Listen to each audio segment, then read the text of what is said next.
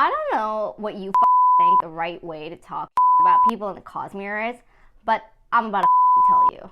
Let's get started.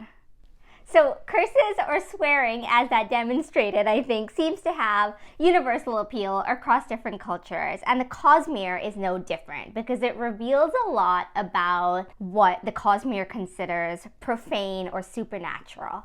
And so I want to start a little bit of a new series about curses or swear words in the Cosmere on different planets. And consider how they've evolved out of the local context that they came from, and unpack kind of what to make of these curse words. And I eventually want to get around to doing this for Roshar and the Stormlight Archive, but I thought a fun, digestible place to start would be on Sel. So to actually look at the novella, The Emperor's Soul, which is a novella set on the planet Sel, and I think has some of the more interesting cultural depictions in the Cosmere. So this video will include spoilers, certainly from The Emperor's Soul. There'll also be spoilers for Mistborn, and my plan is to draw a little bit from the Stormlight Archive in Wind and Truth, and draw a little bit from Elantris, but I'm not trying to spoil any of the plot lines of those books. Number 1, Knights, or Knights Afire. And this is the most common exclamation or curse that we hear in the Emperor's Soul. And it's one that Shai, or Wan Shai Lu, basically the main character, uses all the time. So we constantly hear her exclaim knights in her own head, Knights of Fire, kind of like a point of emphasis when she's surprised by something. So for example, she goes, Knights of Fire, when she's shocked that Frava, who is one of the arbiters or the leaders in the Rose Empire on Sel, when she realizes that Frava wants her to basically use her skills to work in a back door to be able to control the Emperor. And I thought Shai's use of this is actually kind of telling because her ancestry is quite specific. At one point in The Emperor's Soul, she explains that her ancestors had worshipped rocks that fell from the sky at night. The souls of broken gods, those chunks had been called. And so I think this is a fun one in my mind to start with, because I think what it shows is the use of knights as a curse word, or Knights of Fire as a curse, seems to originate from a time in Sel when the night had literally been on fire after the clash of gods over Sel. What we learn in Wind and Truth that kind of confirms what happened in Sel is that Aona and Sky, the vessels or the shard holders of devotion and dominion, respectively, took up residence on Sel, and then race or odium drew them into conflict with each other and then eventually killed them. And so Shai, when roughly 8 or even 9,000 years later after this event, when Shai exclaims knights, she may not even realize this, but this is evolving out of a time or referencing back to a time where odium destroyed the two gods on Sel. Interestingly, the leaders of the empire, the Rose Empire, have kind of similar iconography or similar references, but through the opposite lens. So whether it's Frava, one of the arbiters, or Gautona, one of the other arbiters, the curse or the exclamation that we hear them use isn't knights, it's days, or days of fire. So kind of the opposite version. And in fact, even the Emperor says days of fire when he makes a point of exclamation.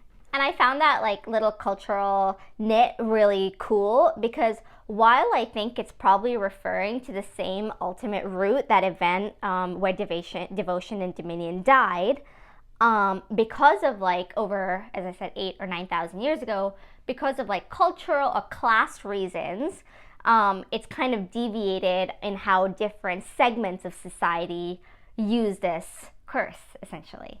And by the way, Shai's use of knights as a curse is also one of the clearest ways to identify her once she leaves Sel and leaves the planet Sel and heads to a different planet, spoilers for Mistborn now, a different planet, Scadrial, where we see her on Scadrial known as Moonlight and a member of the Ghostbloods. So I think what this shows is that you can take the girl out of the planet, but you can't take the curse out of the girl. That checks out. Number 2, Mother of Lights. This is another exclamation that we hear Gautona, one of the arbiters, as I mentioned, use in the Emperor's Soul. And in the context that he uses it, to me it feels like it's like almost a reference to a god, like, oh no, like Mother of Lights. And so the Emperor also bemoans, like, Mother of Lights, when he realizes his wife has been killed. So it's not quite like a swear word. To me, it feels like more like worshiping of a god is Mother of Lights. And so it made me think, like, who could that god be on Cell to the Rose Empire natives? Certainly one option is what I talked about earlier, Devotion and Dominion, or at least their shard holders, Aona and Sky. They're both women, but it's not a perfect fit because neither are necessarily associated with light. Aona is associated with being a healer. We learned that in Wind and Truth. And even as the religious traditions on Cell have evolved, there wasn't anything that was immediately identifiable in terms of somebody outside of Aona and Sky as the Mother of Lights, associated with light. And so I think what this curse could be telling us, or this exclamation could be telling us, is that there's some other, this is like speculation, but like there's some other deific influence on Cell that isn't related to the clash between devotion and dominion, and which could be like Whimsy or Mercy or one of the shards that we haven't actually seen on screen quite yet, or something else entirely that is unlinked to the shards, maybe linked to Ad Nauseam.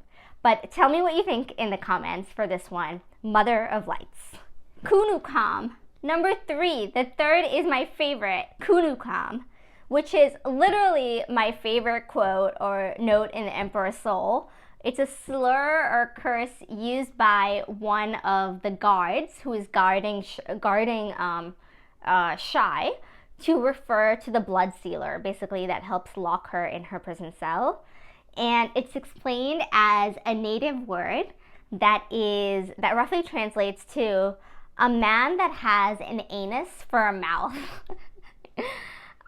So basically like the Cosmere equivalent of a butt munch. I have nothing profound to say about this outside of the fact that I think it's hilarious, and I love that Brandon worked that into the world building on Cell. So that's what I have for you today.